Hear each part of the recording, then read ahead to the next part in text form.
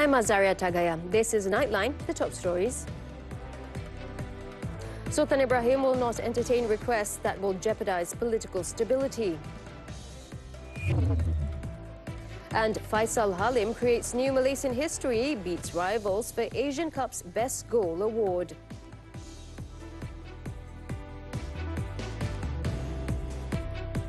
Good morning.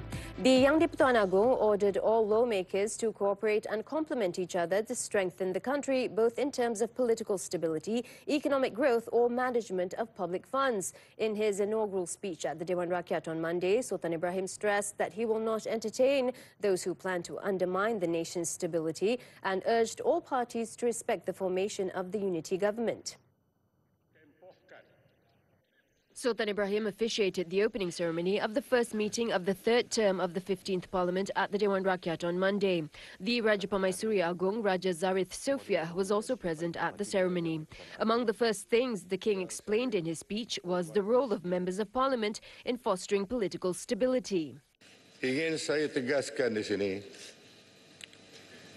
yang saya tidak akan melayan sebarang permintaan daripada mana-mana pihak yang cuba menggugat kestabilan politik negara.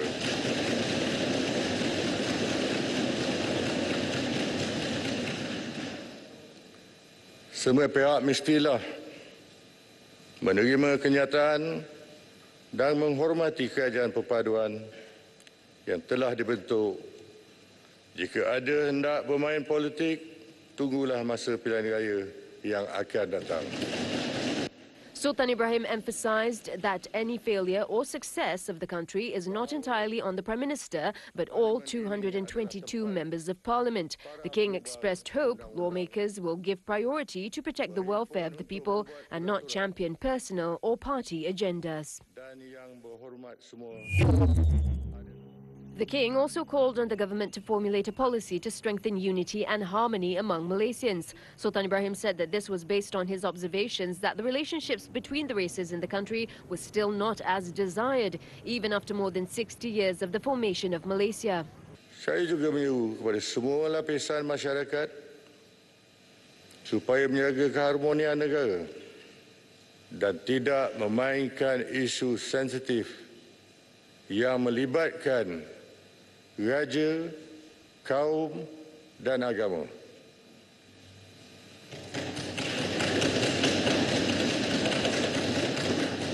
Sultan Ibrahim said that the constitution recognizes Islam as the official religion of the Federation and it will continue to be preserved. The King also expressed his gratitude to Malaysians who have maintained unity, lived in harmony and held firm to the principles of the Rukun Negara.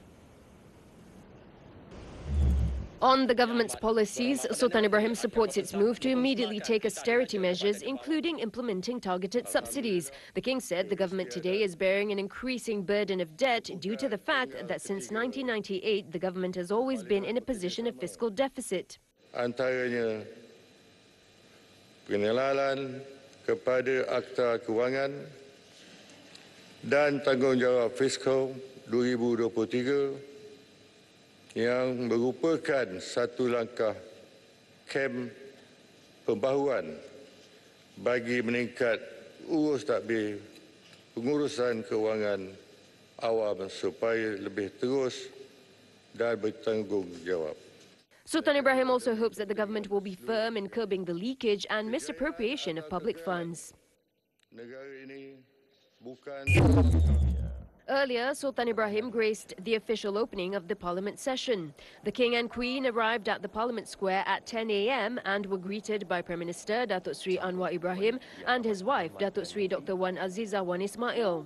Also present were the two Deputy Prime Ministers, Datuk Sri Ahmad Zahid Hamidi and Datuk Sri Fadilah Yusof, Dewan Rakyat Speaker Tan Sri Johari Abdul and Dewan Negara President Datuk Mutang Tagal. Sultan Ibrahim and Raja Zarith Sofia were then escorted to the Royal Court and received the Royal Salute, mounted by the 1st Battalion of the Royal Malay Regiment from Sungai Besi Perdana Camp, Kuala Lumpur. The national anthem was then played by the Central Band of the Royal Malay Regiment, followed by a 21-gun salute by the 41st Ceremonial Battery of the Royal Artillery Regiment, Sungai Buloh Camp, Selangor. Sultan Ibrahim then inspected a guard of honour. Once the inspection was completed, the king was accorded the 2nd Royal Salute and the national anthem was played.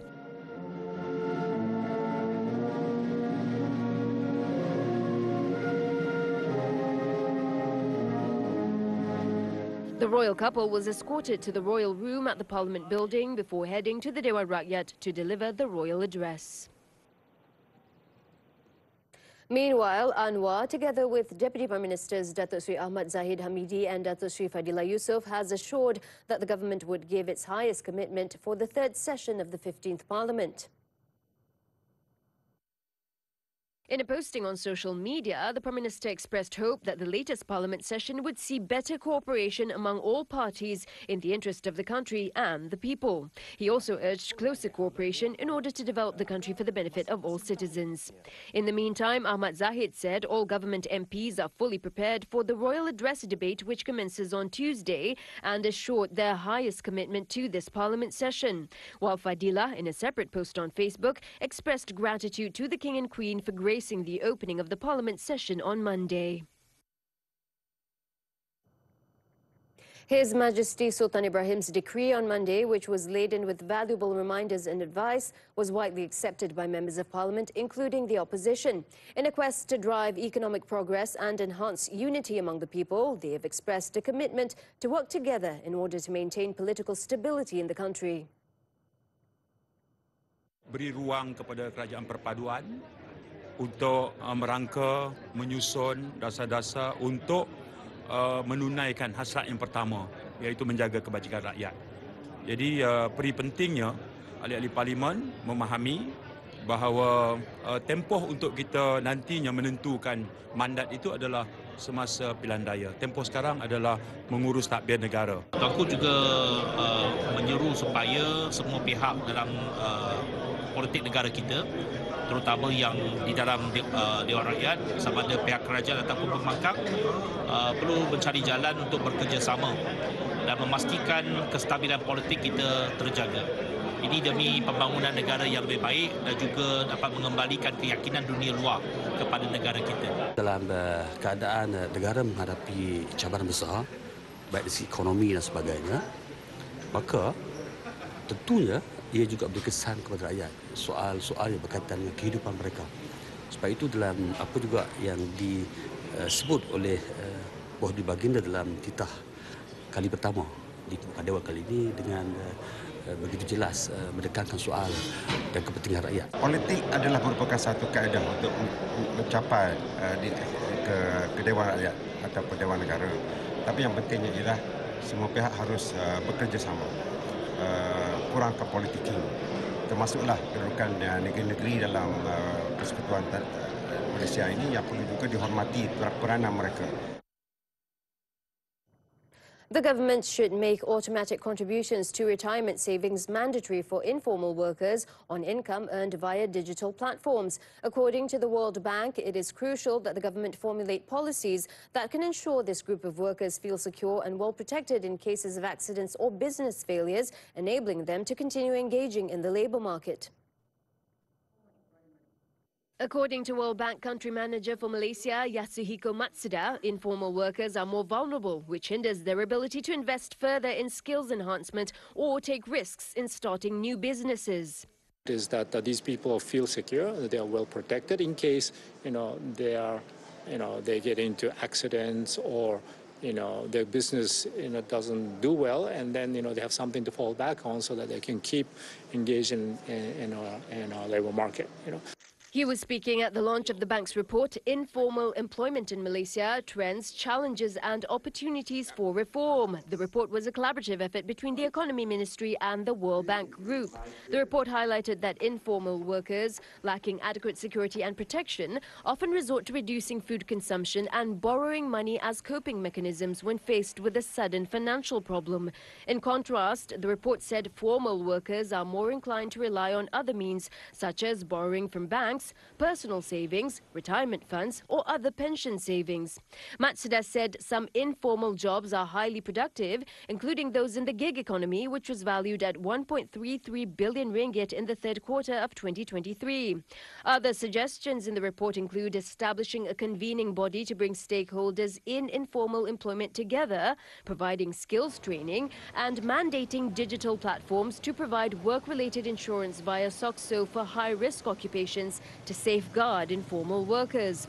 Economy Deputy Secretary General Dato' Dr. Zunika Muhammad, who attended the launch, said the ministry will look into the World Bank's suggestions ahead of the 13th Malaysia Plan. I think it's very useful for us because we can look further into what else can be done to help the informal sector in Malaysia, especially when we heard about the issue and challenges faced. So there are real problems that is actually faced by our informal sector.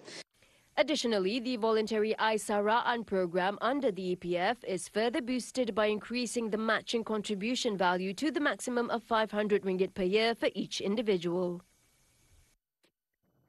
A total of 16 vehicles were destroyed in an inferno involving 2 auto workshops near Taman Keladi in Sungai Petani, Kedah early on Monday morning.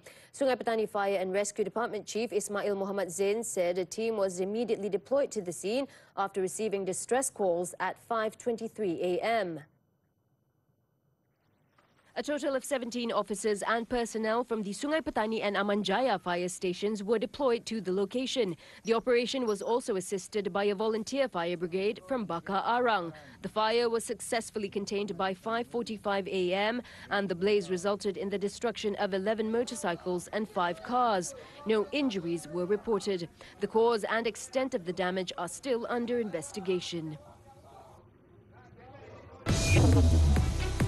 Still to come, Indonesia's largest party seeks probe into election irregularities.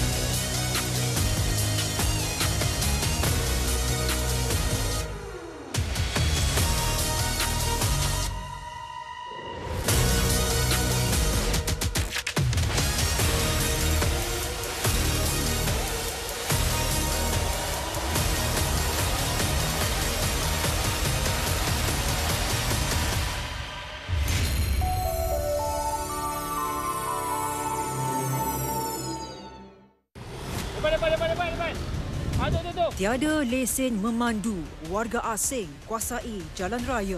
Tapi kenapa you pasang? Ada perut kan mesti cari makan mah. Pemilik tempatan jadi dalang sebalik aktiviti pewa. Itu yang motor tadi tu you punya lah? Ya.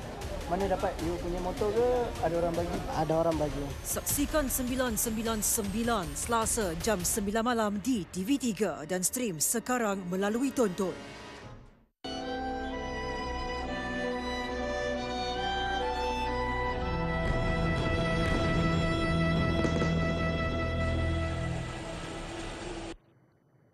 We're back with foreign news. The International Court of Justice, ICJ, concludes its 6-day hearings on Monday into the legality of Israel's occupation of Palestinian territories since 1967. Turkey's Deputy Foreign Minister Ahmet Yildiz was the first representative to speak on the last day, capping a week-long event that saw 52 countries and several international organizations testify to Israel's occupation of Palestine. He said the long-running conflict could have been settled by now if international and human rights laws laws were upheld by Israel and its Western allies. Yildiz also emphasized how the United Nations Security Council has failed to protect the unalienable rights of the Palestinians. Arab states also urged international judges to rule the Israeli occupation of Palestinian territories illegal. The judges are expected to take roughly 6 months to issue an opinion on the request.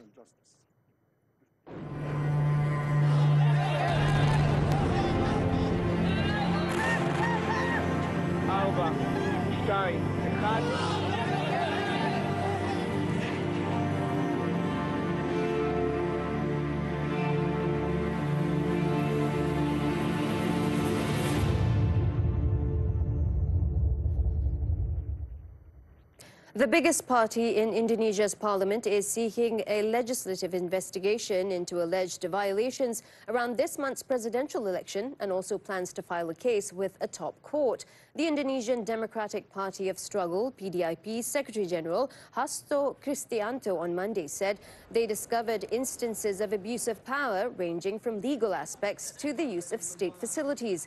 However, he did not provide specifics or evidence to support the allegation. Hasto added that the probe aims to safeguard democracy and draw public attention to the alleged wrongdoing.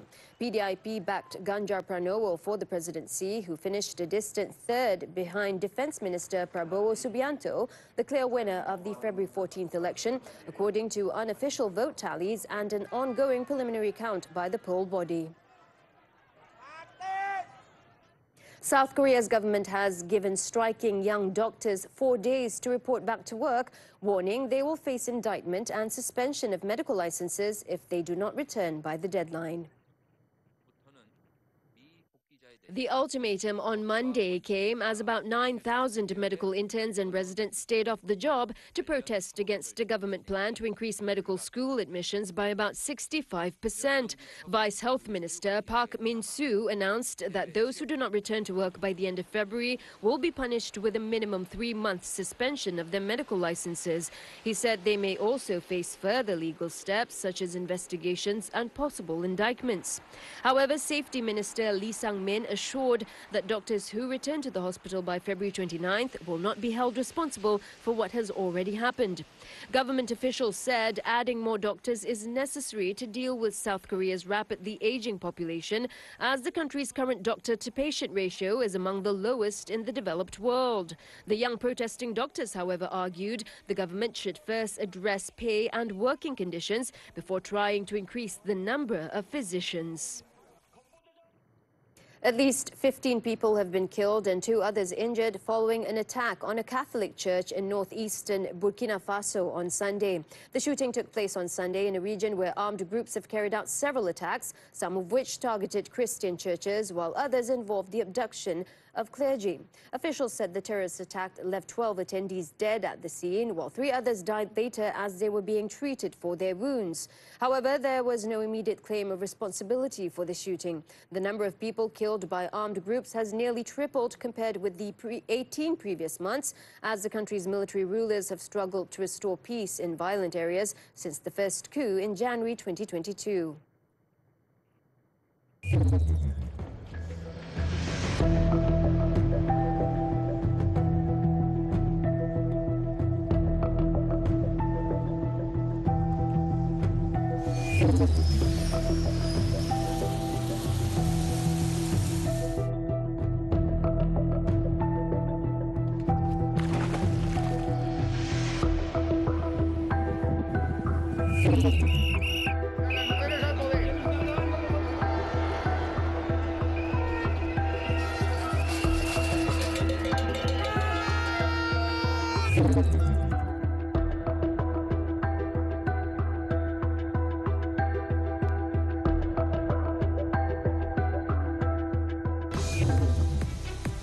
Hoffenheim stunned Dortmund. Sports after this breather.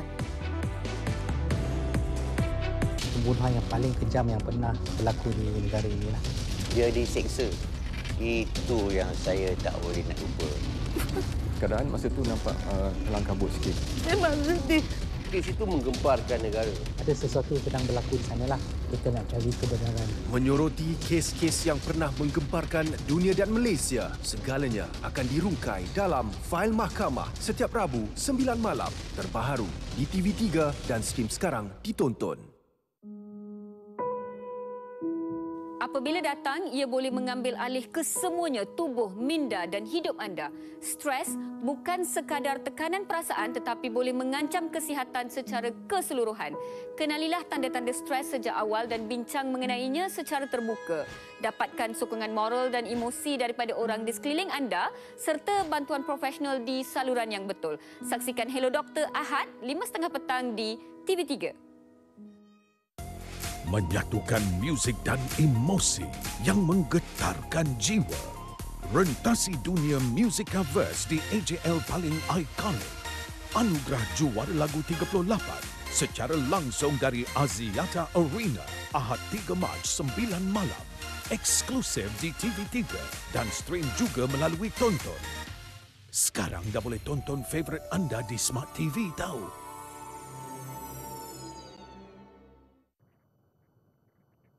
Back on Nightline with sports now. National footballer Muhammad Faisal Abdul Halim was announced as the 2023 Asian Cup Goal of the Tournament award winner on Monday, beating big names like Song Hyun-min.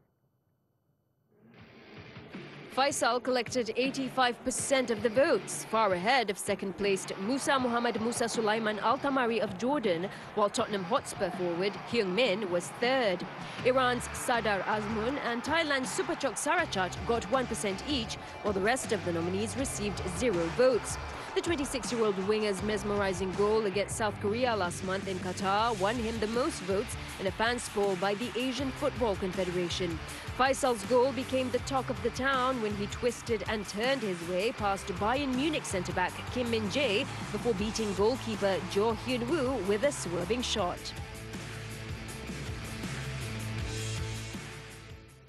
On to cycling now. The 2024 Asian Track Cycling Championships, national track cyclist Nurul Izzah Izzati Muhammad Asri capped her campaign on a high note after recapturing the women's 500-metre time trial gold in New Delhi, India on Monday. She clocked a commendable 34.388 seconds to emerge victorious in the final of the event at the Indira Gandhi Velodrome. South Korea's Hwang Hyun-seo came in second, while China's Luo Shuyan finished third.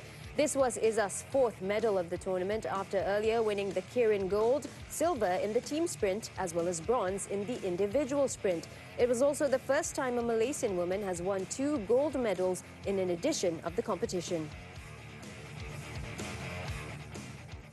The German Bundesliga now. Maximilian Bayer struck twice to give Hoffenheim a 3-2 victory at Borussia Dortmund, ending the host's 10-game unbeaten run at home in all competitions.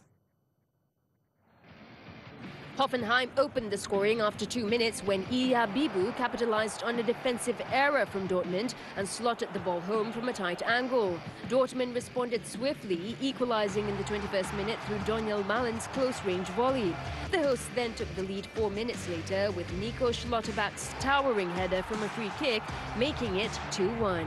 Hoffenheim drew level 1 minute after the hour mark, thanks to Bayer's deflected shot from the edge of the box. The 21-year-old grabbed his brace 3 minutes later with a simple tap-in, sealing a 3-2 victory for Hoffenheim. With the win, Hoffenheim moved up to 7th with 30 points, while Dortmund maintained 4th place in the standings with 41 points. In another match, Omar Mamouche's late equaliser against his former club earned Eintracht Frankfurt a 2-2 draw at home with Wolfsburg. Maxence Lacroix gave the visitors the lead just 2 minutes into the game after his deflected header found the back of the net. But Frankfurt levelled the score 12 minutes later through Philipp Max's stunning low-drive shot. Wolfsburg then regained their lead just before the break when Kevin Behrens headed in Joachim Mehle's perfect cross. With the host seemingly running out of ideas, Marmouche came up with a composed finish during stoppage time to salvage a point for Frankfurt. The result saw Frankfurt remain in 6th place with 34 points and within reach of European qualification at the end of the season. On to the Saudi Pro League. Cristiano Ronaldo's Al Nassr left it late to secure a 3-2 win at Al Shabab, keeping their title hopes alive. Ronaldo put Al Nassr ahead in the 21st minute from the spot, following a handball by Raman Sass. Al-Shabaab drew level just before the interval when Yannick Carrasco calmly converted a penalty of their own. Anderson Talisca restored Al Nassr's lead shortly after the break, drilling the ball in from the edge of the box. However, the visitors carelessly gave away the ball in the 66th minute, allowing Carlos Jr. to get in from behind for a tap-in, making it 2-2. The match looked set to end with a share of points when Talika struck the winner for Al Nassr, giving the visitors the much-needed 3 points. The victory saw Al Nassr remain second with 52 points, 4 points behind leaders Al Hilal. When we return, Myanmar national charged with killing fellow countryman.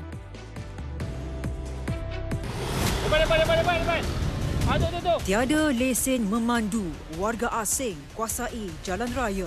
Tapi kenapa you macam ada perut kan mesti cari makan mah. Pemilik tempatan jadi dalang sebalik aktiviti pewa. Itu yang motor tadi tu you punya lah. Ya. Mana dapat you punya motor ke ada orang bagi? Ada orang bagi. Saksikan 999 Selasa jam 9 malam di TV3 dan stream sekarang melalui Tonton. Mira nak kongsikan sedikit panduan keselamatan anak ketika di luar rumah. Pastikan keadaan sekeliling, pantau pergerakan anak dan jangan biarkan mereka berkeliaran jauh daripada anda. Elakkan pemakaian barang kemas yang berlebihan. Yang terakhir, boleh bawa whistle bersama. Jerit sekuat hati atau tiup whistle untuk menarik perhatian orang sekeliling sekiranya diganggu atau merasa terancam. Dapatkan pelbagai informasi bermanfaat bersama Nona setiap Ahad jam 2 petang di TV3. Di sini, melodi bertemu imajinasi. Mempertaruhkan lagu-lagu sentuhan pencipta terbaik tanah air. Demi merebut tahta juara. Alami dunia music covers di AJL paling ikonik. Anugerah Juara lagu 38. Secara langsung dari Axiata Arena. Ahad 3 Mac 9 malam. Eksklusif di TV3 dan stream juga melalui Tonton. Sekarang dah boleh tonton favourite anda di Smart TV tau. You're back with us on Nightline. A restaurant worker from Myanmar was charged in the Kuala Lumpur Magistrates Court with the murder of a fellow countryman. 24-year-old Hassan nodded in understanding after the charge against him was read out by an interpreter before Magistrate Aina Azara Arifin on Monday. No plea was recorded from the accused as murder cases fall under the jurisdiction of the High Court. He was charged with killing his countryman Kiao Kiao at a basketball court at a playground in a residential area in Bandar Manjalara, Kepong between midnight and 4 a.m. on February 13th. The incident is believed to have occurred due to an unsettled debt. The offence falls under Section 302 of the Penal Code. The section provides for the death penalty or a minimum 30-year and maximum 40-year jail term, or if not sentenced to death, shall be liable to whipping not less than 12 strokes if convicted. The court fixed May 28th for case mention. The 5 men implicated in the case of a road user who was allegedly beaten to death will be charged on Tuesday. Kajang District Police Chief Assistant Commissioner Muhammad Zaid Hassan confirmed that the suspects will be charged at the Bandar Baru Bangi courthouse. It is understood that the 5 male suspects, aged 22 to 52, will be charged under Section 302 of the Penal Code for murder. In the incident on February 20th, it is believed that the victim had sped away from an accident before a group of men caught up to him. Eyewitnesses told police that the victim was dragged out of his car before being tied up and then beaten repeatedly. A total of 7 people have been arrested following the assault on the man, who was later found dead in Taman Pelangi Semenyih 2.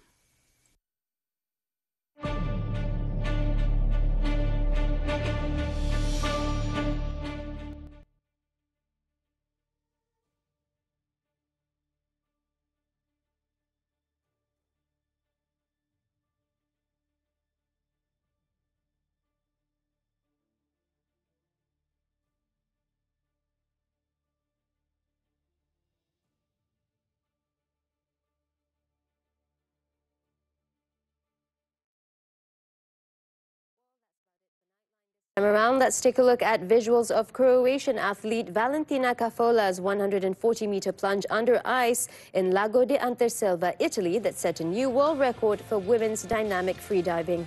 I'm Azaria Tagaya. Thanks for watching, and we'll catch you next time.